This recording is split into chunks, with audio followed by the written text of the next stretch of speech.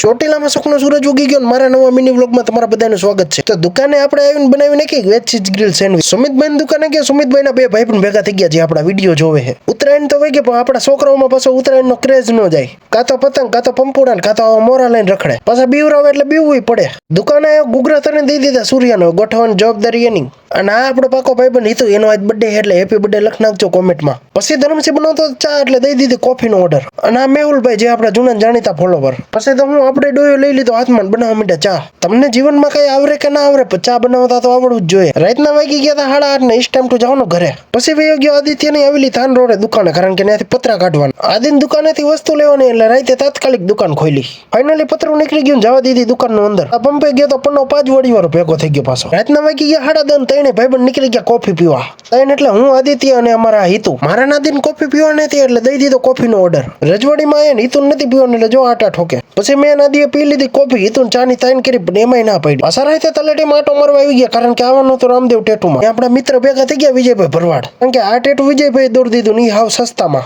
તો આજે ઘરે પહોંચ્યા તો પેટ્રોલ પૂરું થઈ ગયું ભાઈ, પુરાવું તો પડે જ તે. આપણે તમે બધા ફોલો કરી નાખજો ભૂલતા નહીં.